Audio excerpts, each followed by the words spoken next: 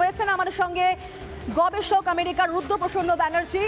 আর প্রথমেই আপনাদের দুজনকেই স্বাগত। আপনাদের সঙ্গে ঠিক এই বিষয় নিয়ে আলোচনা করতেই হচ্ছে, কারণ যে সিচুয়েশন দাঁড়াচ্ছে। প্রথমে আমি রুদ্রপ্রসন্ন বাবুর সঙ্গে কথা বলবো। বর্তমান যে পরিস্থিতি তৈরি হলো, ট্রাম্প তো আগেই হুঁশিয়ারি দিয়েছিলেন এবং তার মাঝখানে সেই হুঁশিয়ারির সময়সীমা পেরোনোর আগে এভাবে ইরানে পরপর অ্যাটাক। ইরানও তো হাত পা গুটিয়ে বসে থাকবে না। এরপর কি হতে চলেছে, কি মনে হচ্ছে? এই অস্থিরতা কি বজায় থাকবে? অস্থিরতা বজায় থাকবে কিনা সেটা ডিপেন্ড করছে ইরান কিভাবে রেসপন্ড করবে, বা ইরানের সাথে আর কোনো থার্ড পার্টনার তারা যুক্ত হবে কিনা। কারণ অলরেডি আমরা জানি আমেরিকাকেও বিশ্বের নানান শক্তিধর দেশ তারাও কিন্তু হুমকি দিয়েছিল যে যদি ইসরায়েল ইরান যুদ্ধে আমেরিকা সরাসরি জড়িয়ে পড়ে তাহলে তারাও জড়াবে। তো পুরো বিষয়টা এখন ডিপেন্ড করে আছে তা গোটা বিশ্ব কীভাবে রিয়্যাক্ট করে তার উপর।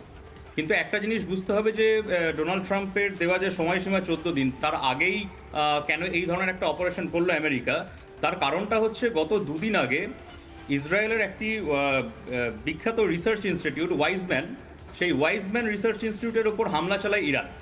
এবং এই ওয়াইজম্যান ইনস্টিটিউটের অবদান কিন্তু গোটা বিশ্বজুড়ে বিশাল। তারা গোটা ওয়ার্ল্ড ওয়াইড নানান সায়েন্টিস্ট প্রডিউস করেছে, প্রফেসর প্রডিউস করেছে। এবং এরপরে এই ধরনের একটি গবেষণা কেন্দ্রে আঘাত করা মানে সেটা কিন্তু মানবতার জন্য যথেষ্ট বিপদ। এবং এই ধরনের একটি মানসিকতা নিয়ে যে দেশ চলে বা যে দেশের সরকার চলে বা একটা ডিক্টেটরশিপ রান করে, তারা যদি পরমাণু বোমা বানিয়ে ফেলতে পারে, সেটা শুধুমাত্র যে ইসরায়েলের জন্য বিপদ তা নয়, সেটা গোটা ওয়ার্ল্ডের জন্য বিপদ।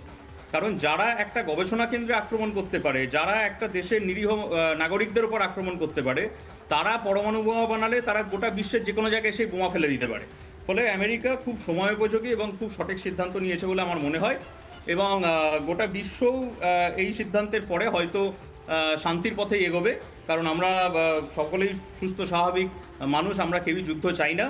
কিন্তু যখন মানবতার উপর আক্রমণ হয় তখন হয়তো শান্তি স্থাপনের জন্য যুদ্ধেরই প্রয়োজন হয়। যেমনটা আমরা দেখেছি মহাভারতের শ্রীকৃষ্ণ বলেছিলেন, এখানেও ঠিক সেরকমই হয়েছে।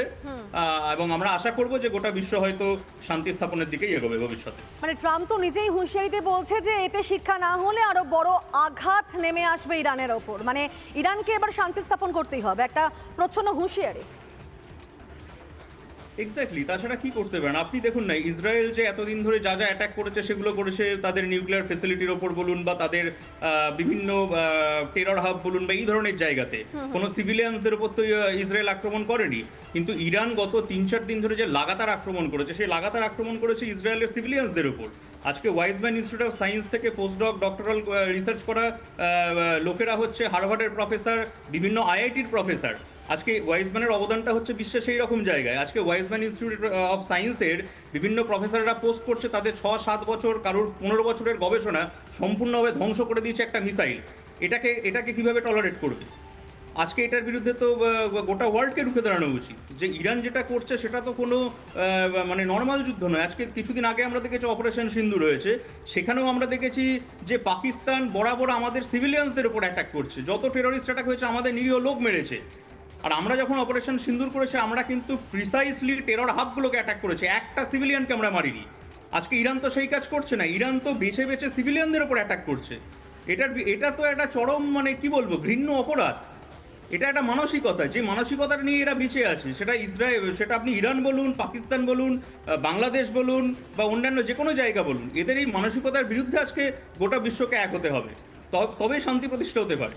মানে এটা আমেরিকার স্টেপটা নিতেই হতো। আপনি থাকুন আমাদের সঙ্গে রুদ্রপ্রসন্ন বাবু। এখন সরাসরি আমেরিকা থেকে যে তার যে মূল্যবান যে বক্তব্যগুলো সামনে রাখলেন, সেটা আমেরিকাকে স্টেপ নিতেই হতো। কারণ যেভাবে একটা দেশ ইরান লাগাতার 50 বছর বা তারও বেশি সময় ধরে যেভাবে নিজেকে পরমাণু শক্তিধর দেশ হিসেবে প্রমাণ করার জন্য লাগাতারই ধমকানি চমকানি দিয়ে এসেছে, ইসরায়েলের তরফ থেকে কিন্তু বলা হয়েছে যে এটা দেখানো হবে এবং তাকে একটা সবক শেখানো হবে, এবং তাকে ইসরায়েলে হাত ধরলো আমেরিকা এবং তারপরেই হামলা। নানা ধরনের কন্টেন্ট দেখার জন্য লাইক করুন, শেয়ার করুন আমাদের ফেসবুক পেজ, সাবস্ক্রাইব করুন আমাদের ইউটিউব চ্যানেল।